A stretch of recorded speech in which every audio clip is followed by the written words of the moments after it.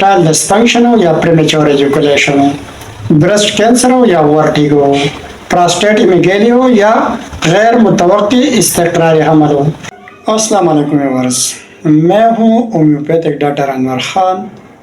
आज मैं आपको इरेक्टाइल डिस्फंक्शन और प्रीमेच्योर एजुकुलेशन के लिए बहुत ख़ास होम्योपैथिक मेडिसिन के बारे में बताऊंगा। अगर इस मेडिसिन को इलामात के मुताबिक इस्तेमाल किया जाए तो इरेक्टाइल डिस्फंक्शन और प्रीमेच्योर एजुकुलेशन का मुकम्मल ख़ात्मा हो जाता है और मरीज़ मुकम्मल शिफायाब हो जाता है। इरेक्टाइल डिस्फंक्शन जैसे नाम से ज़ाहिर है, इरेक्शन में कमी, इस्तादगी का न होना, मर्दों की पीनस में इस्तादगी नहीं होती या बहुत कम वक्त के लिए होती है। बाज़ दफ़ा ऐसा भी होता है कि इस्तादगी होती है, ख्वाहिश जिमा ज़्यादा होती है, लेकिन जैसे ही जिमा करने की कोशिश की जाए तो इरेक्शन ख़त्म हो जाती है। इसको कहते हैं इरेक्टाइल डिस्फंक्शन। दूसरा जो टर्म है प्रीमेच्योर एजुकुलेशन, जैसे नाम से ज़ाहिर है, एजुकुलेशन बहुत जल्द हो जाती है, वक्त से पहले हो जाती है। बाज़ मरीज़ों में ऐसा होता है, बाज़ मर्दों में ऐसा होता है कि दखूल से पहले उनका इंजाल हो जाए या दखूल के चंद सेकंड बाद ही उनका इंजाल हो जाए। सूरती इंजाल भी इसको कहा जाता है। चाहे इरेक्टाइल डिस्फंक्शन हो या प्रीमेच्योर एजुकुलेशन हो, उसके लिए ये मेडिसिन कोनियम मैकुलेटम बहुत ही इफेक्टिव और ख़ास मेडिसिन है। आमतौर पर लोग सेल्फ मेडिकेशन के तौर पर इस मेडिसिन को बेदरेग यूज़ करते, इस्तेमाल करते हैं। इलामात मरीज़ में नहीं मिलते फिर भी इसको यूज़ करते हैं, ऐसा बिल्कुल भी गलत है। ये किन मरीज़ों में यूज़ करना चाहिए जिनको इरेक्टाइल डिस्फंक्शन या प्रीमेच्योर एजुकुलेशन का मसला हो, ख़ास कर ऐसे मरीज़ जिनकी सेक्सुअल डिज़ायर सप्रेस हो जाए। चाहे बुढ़ापे में, अक्सर बुढ़ापे में मर्दों की बीवी इंतकाल कर जाती है जिसकी वजह से उनकी सेक्सुअल डिज़ायर सप्रेस हो जाए, या ऐसे मर्द हज़रात जो परदेश में रह रहे हो उनकी जिसकी वजह से उनकी सेक्सुअल डिज़ायर सप्रेस हो जाए, या ऐसे कांवारे लड़के नौजवान जिनकी शादी लेट हो जाए जिसकी वजह से उनकी सेक्सुअल डिज़ायर दब जाए। तो ऐसी सूरतों में चाहे इरेक्टाइल डिस्फंक्शन हो या प्रीमेच्योर एजुकुलेशन हो, उसको ठीक करने के लिए ये बहुत अहम मेडिसिन है। इससे मरीज़ मुकम्मल शिफायाब हो जाता है। इस मेडिसिन के एक और भी सिम्टम है।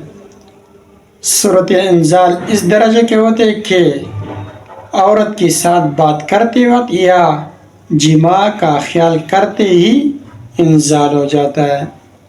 तो ऐसी सूरतों में भी ये बहुत ही इफेक्टिव मेडिसिन है। इसके अलावा प्रोस्टेटोरिया में अगर प्रोस्टेटिक फ्लूइड बात करने पर या जिमा का ख्याल करने पर निकलने लगे, जो ट्रांसपेरेंट शफाफ पानी होता है, एक मज़ी होती है एक मनी होते, मज़ी की बात कर रहा हूँ, तो ऐसी सूरतों में भी कोनियम बहुत ही इफेक्टिव मेडिसिन है। कोनियम मैकुलेटम या कोनियम मैक या सिर्फ कोनियम, ये सब एक ही नाम है।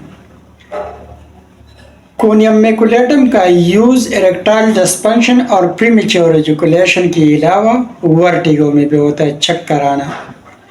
इसका वर्टिगो एक अजीब किस्म का होता है।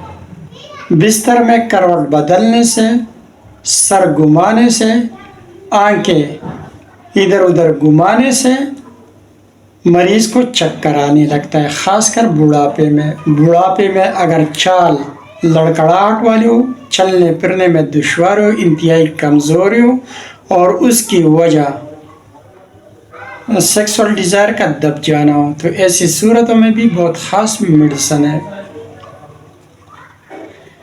कोनियम मैकुलेटम का यूज़ ब्रेस्ट कैंसर में भी होता है। ट्यूमर के लिए बहुत ख़ास मेडिसिन है। ब्रेस्ट कैंसर की सूरत में, या अगर ब्रेस्ट में सिस्ट हो या ट्यूमर हो, चाहे फाइब्रॉइड हो या सिंपल सिस्ट हो, तो निपल में چبندار دردیں پائی جاتی ہے۔ حرکت سے مریضہ کے برسٹ میں شدید درد ہونے لگتا ہے۔ بوڑھے اشخاص کے پراسٹیٹ ایمیگیلی میں اگر پراسٹیٹ کا سائز بڑھ جائے، پیشاب قطرہ قطرہ آنے لگے یا پیشاب رک جائے تو ایسی صورتوں میں بھی کونیم بہت ہی خاص میڈیسن ہے۔ اس کی استعمال سے مریض کا پراسٹیٹ نارمل حالت پر آ جاتا ہے۔ اگر خواتین میں یوٹرس کی خرابی کی وجہ سے پیشاب قطرہ قطرہ آنے لگے یا پیشاب بند ہو جائے تو ایسی صورتوں میں بھی کونیم میکولیٹم بہت ہی خاص میڈیسن ہے، خاص کر اگر اس کی وجہ سیکسول ڈیزائر کے دب جانے کی وجہ سے ہو۔ کونیم میکولیٹم آشوبی چشم کی بھی بہت خاص میڈیسن ہے۔ اگر آنکھوں سے کثیر مقدار میں پانی بہنے لگے جس کے ساتھ ساتھ مریض روشنی سے شدید نفرت کرے تو کونیم میکولیٹم مریض کو شفا یاب کرے گی۔ ایک اور بھی عجیب سمٹم ہے اس میڈیسن کی، سونے کے لیے جیسے مریض آنکھیں بند کرنے لگے تو مریض کی جسم پر پسینہ آنے لگتا ہے۔ ایسی صورتوں میں چاہے مرض کا نام کچھ بھی ہو، چاہے ایکیوٹ بیماری ہو یا کرونک، دونوں صورتوں میں کونیم میکولیٹم سے مریض شفا یاب ہو جائے گا۔ بہت سے کرونک ڈیزیز میں اسی ایک ہی سمٹم پر مریض شفا یاب ہو جاتے ہیں۔ ہومیوپیتھک میڈیسن میں یہ عجیب خصوصیات پائی جاتی ہے۔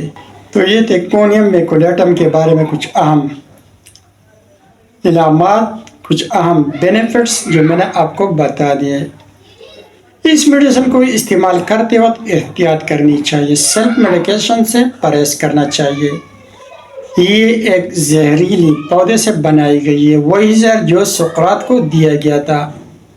پیرالائسس میں بھی یہ یوز ہوتی ہے یہی میڈیسن۔ اگر پالج نیچے کی طرف سے شروع ہو جائے اور اوپر کی طرف پھیلنے لگے۔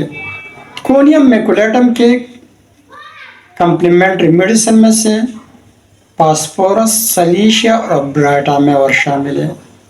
اس کے بعد یہ میڈیسن اچھا اثر کرتی ہے۔ ان کے اینٹیڈوٹ میں کونیم میکولیٹم کو بے اثر کرنے کے لیے ڈلکامارا، کاپیا اور نائٹرک ایسڈ شامل ہے۔ اگر یوز کی بات کی جائے کہ کونیم میکولیٹم کو کس پاور میں یوز کرنا چاہیے، ایکیوٹ کنڈیشن میں اگر مرض نیا نیا شروع ہوا ہو یا فزیکل سمٹم میں، کونیم میکولیٹم 30 کا یوز ہوگا، 30 طاقت میں۔ 2 قطرے صبح 2 شام کو لینے چاہیے، 1 گھونٹ پانی میں یا ڈائریکٹ زبان پر۔ کرونک کنڈیشن میں اگر مرض کو بہت عرصہ گزر چکا ہو تو پھر کونیم میکولیٹم 200 کا یوز ہوگا، 2 ڈراپس دن میں 1 بار۔ اس کے علاوہ کونیم میکولیٹم 1 ml کو ویکلی لینا چاہیے اگر ضرورت ہو۔ پہلے 200 یوز کرنا چاہیے، جب 200 سے افاقہ نہ ہو تو پھر کونیم میکولیٹم 1 ml یا 1000، دونوں ایک ہی نام ہے، 2 ڈراپس ویکلی، ہفتے میں 1 بار یوز کرنے چاہیے۔ اگر گلینڈ پر چوٹ آ جائے، یہ بات میں بھول گیا تھا، خاص کر اگر ٹیسٹس پر چوٹ آ جائے جس کی وجہ سے ویریکوسیل کا مسئلہ ہو یا ہائیڈروسیل کا مسئلہ ہو تو کونیم میکولیٹم سے مریض کو مکمل شفا یاب کیا جا سکتا ہے۔ امید ہے آپ کو یہ ویڈیو پسند آیا ہوگی۔ اگر ویڈیو پسند آیا ہو تو ویڈیو کو لائک اور شیئر کریں، اس چینل کو ضرور سبسکرائب کریں کیونکہ اس چینل پر میں ہیلتھ سے ریلیٹڈ ہومیوپیتھک میڈیسن کے بارے میں مفید معلومات شیئر کرتا ہوں۔ شکریہ۔